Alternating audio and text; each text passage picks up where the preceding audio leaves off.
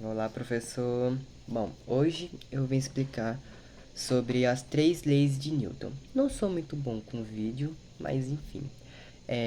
A primeira lei de Newton, de Isaac Newton, diz que um objeto em repouso tende a se permanecer em repouso, ou seja, um objeto que está parado, ele tem a tendência de continuar parado, sem se mover. E um objeto que está em movimento, ele tem a tendência de se permanecer em movimento. Ao menos que uma certa força, uma força externa, atua sobre esse movimento.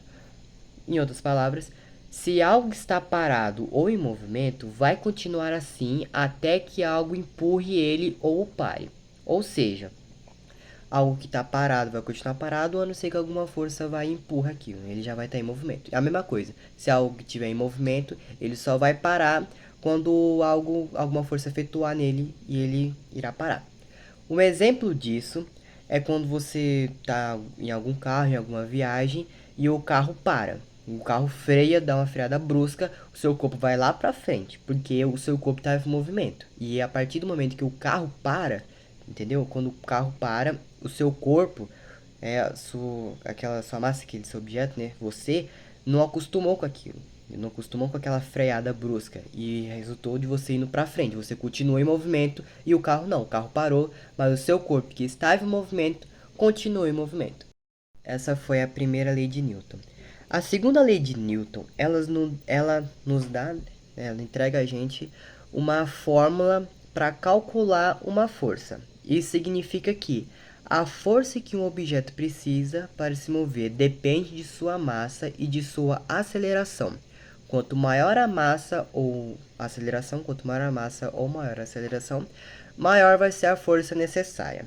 Um exemplo: pense em empurrar uma bicicleta versus um carro. Empurrar uma bicicleta contra um carro. O carro é mais pesado, então ele precisa de muito mais força para se mover. A bicicleta não vai dar conta de mover o carro, porque o carro precisa de uma força maior para que ele se mova.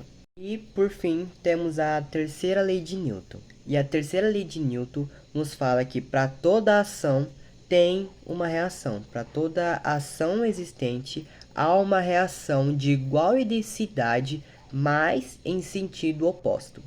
Por exemplo, quando você pula de uma canoa, ao empurrar a canoa para trás, você é jogado para frente. O mesmo acontece com foguetes. Os gases são expelidos para baixo e o foguete sobe. Essa lei, essa terceira lei de Newton, é a lei mais conhecida, porque foi a lei que mais ganhou destaque assim por ser uma das leis mais fáceis de entender, entre aspas. Por isso é uma lei muito conhecida pelo mundo inteiro.